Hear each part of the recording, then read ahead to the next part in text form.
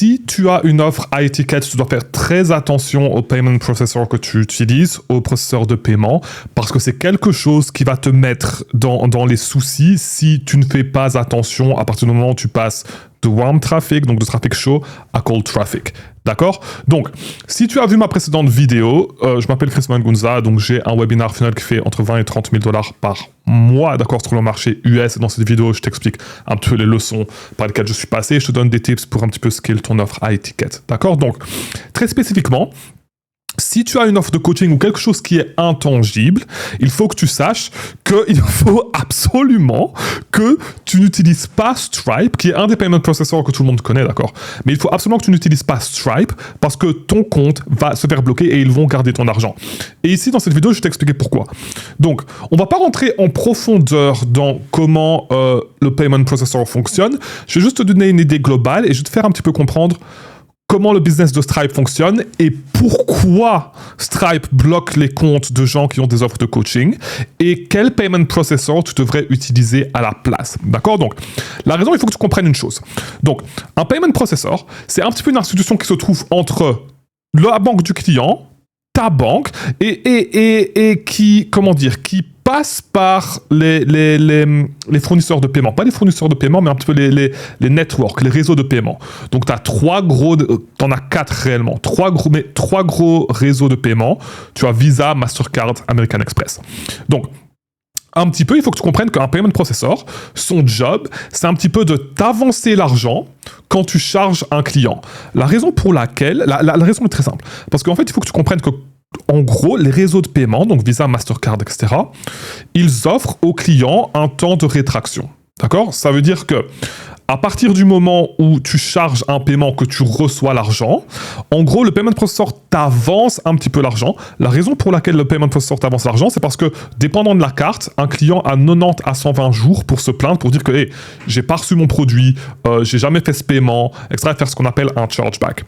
Et donc, c'est pour ça qu'il y a tout un process de underwriting, ça s'appelle underwriting, qui prend place pour les payment processors. D'accord? Donc, il t'avance un petit peu l'argent.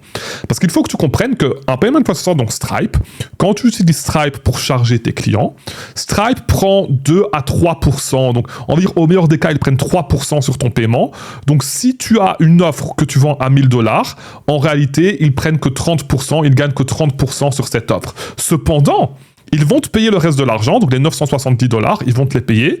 Et après 2 ou 3 jours, alors que le client peut se rétracter pendant 90 à 120 jours.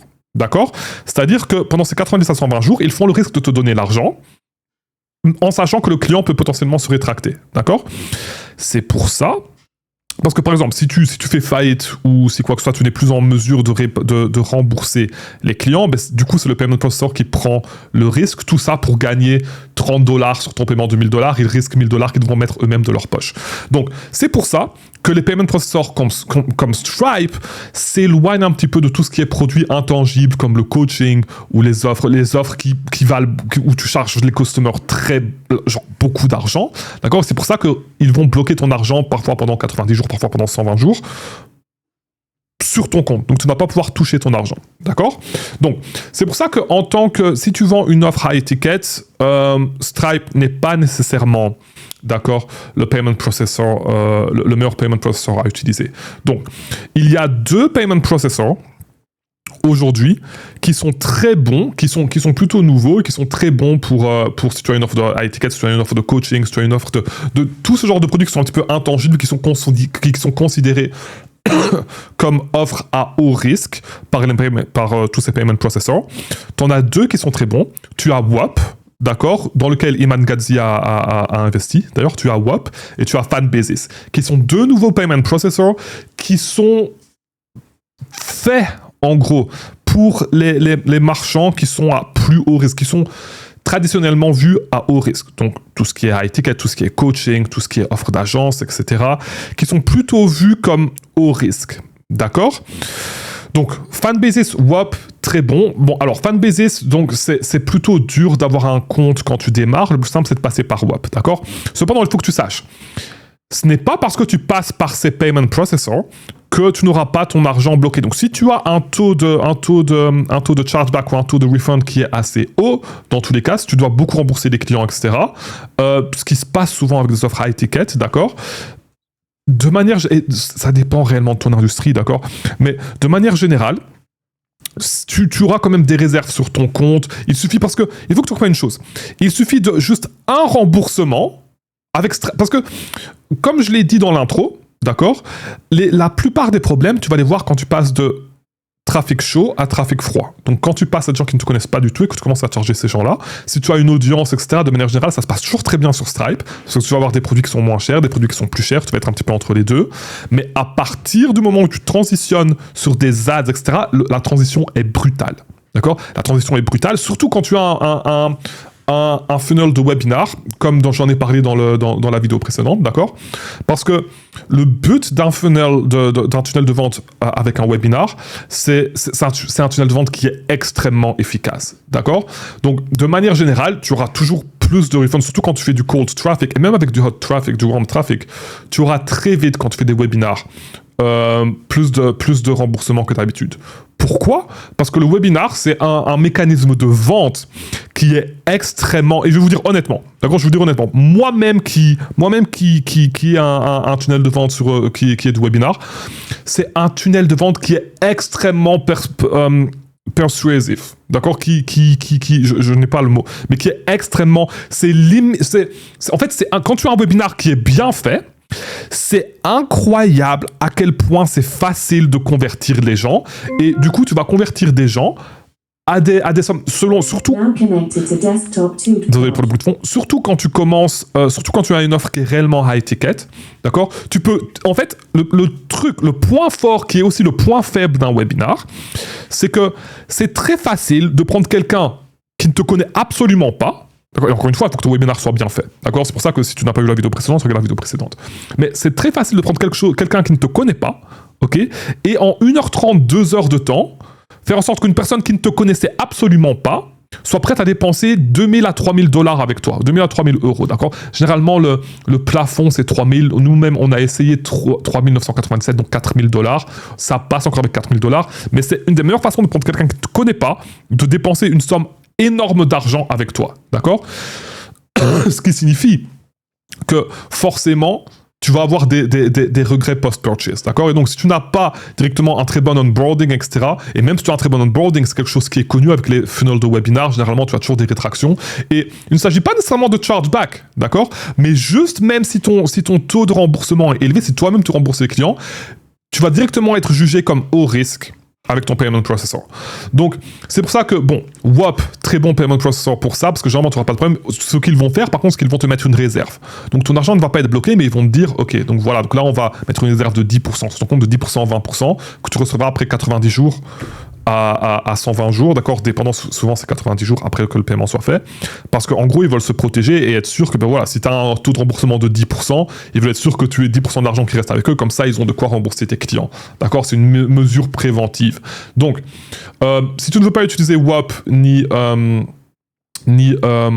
Fanbasis, il y a un ancien payment processor qui est un petit peu l'autorité dans tout ce qui est coaching, etc., qui est Authorize.net. D'accord ? Donc, c'est un autre payment processor que tu peux utiliser. Mais en tout cas, je vous hâte à ne pas utiliser Stripe parce que moi-même, et je vais vous raconter la petite histoire, moi-même, j'entendais à gauche, à droite, d'accord, si tu fais du coaching, etc., n'utilise pas Stripe, tu vas avoir des problèmes avec Stripe va bloquer ton argent, et j'ai utilisé Stripe pendant plus de 2 ans, d'accord, quand je faisais avec mon warm traffic depuis ma chaîne YouTube, aucun problème, parce que généralement les gens te connaissent, le processus de vente est plus long, donc ça veut dire que les gens qui viennent, d'accord, quand tu fais de l'organique, les gens qui viennent vers toi te connaissent mieux et ont plus le temps de réfléchir à est-ce qu'ils veulent acheter ton produit ou pas, alors que quand tu fais du cold traffic, généralement, vu que tu paies pour les ads, d'accord, parce que arrivé à un moment, on dépensait 2000 $, 2500 $ par semaine en ads, d'accord ? Donc forcément, tu dois faire ton retour sur investissement rapidement, la semaine même. Donc le but, quand tu passes du warm traffic au cold traffic, c'est de rétrécir, d'accord ? De rétrécir le processus de vente pour que du coup en une semaine tu fasses ton argent, parce que tu as des factures à payer, les factures des ads à payer. D'accord, et donc forcément tu as plus de regrets, etc. parce que les gens ne te connaissent pas depuis aussi longtemps. Et donc ça a été brutal pour nous parce qu'on a eu 10-15 000 $ de bloqués. D'accord? Et quand tu dois payer les ads, etc., c'est pas facile. Donc on a eu 10-15 000 $ de bloqués. À ce moment, on est passé de warm traffic à cold traffic. D'accord? Ce qui, forcément, te freine énormément. D'accord? Et c'est pour ça qu'au-delà du choix du payment processor, il ne faut pas choisir juste un seul payment processor parce que tu ne sais pas ce qui peut se passer avec un des payment processors. Ils peuvent changer leur politique, ils peuvent changer un petit peu comment ils fonctionnent, ils peuvent tout d'un coup te mettre parce que tout d'un coup, tu as eu une vague de mauvais clients, d'accord, une vague de clients, surtout à travers les ads, ça arrive parfois. Tu as une vague de clients qui ne sont pas nécessairement en fit, mais qui achètent quand même ton produit. Tu as des attaques de compétiteurs aussi qui font ça, qui achètent, qui refund, etc., qui font ça exprès, d'accord, pour te shut down. C'est pour ça que la meilleure stratégie à faire, c'est qu'il faut toujours avoir un payment processor un petit peu en backup. Juste étaler un petit peu ton... ne pas juste dépendre d'un seul payment processor, mais utiliser plusieurs payment processors, tu vas en avoir 2 ou 3, et un petit peu tourner entre les 3, comme ça, dès que si jamais il y en a qui changent ses politiques, qui changent quoi que ce soit, ou bien qui décident de plus travailler avec vous pour quelconque raison que ce soit, votre business n'a pas besoin d'être arrêté, vous avez toujours quelque chose sur lequel rebondir. Donc c'est quelque chose qui est très très très important quand il s'agit de high ticket, d'accord? Et très spécialement si vous avez des ads ou bien si vous avez beaucoup de overhead que vous devez payer, parce qu'à partir du moment où vous ne pouvez plus charger les clients, ou bien on vous impose une limite, ou bien on vous bloque votre argent, votre business doit continuer à tourner. D'accord? Donc c'est pour ça, éloignez-vous de Stripe le plus vite possible, passez sur un des services comme Fanbasis, Whoop, en tant que premier payment processor, et après un petit peu router vos paiements, d'accord, en fonction de un petit peu, donc aussi, voilà, forcément, on va utiliser les payment processors qui sont plus à risque. Et par contre, il y a beaucoup de ces payment processors qui vont vouloir que vous travaillez exclusivement avec eux.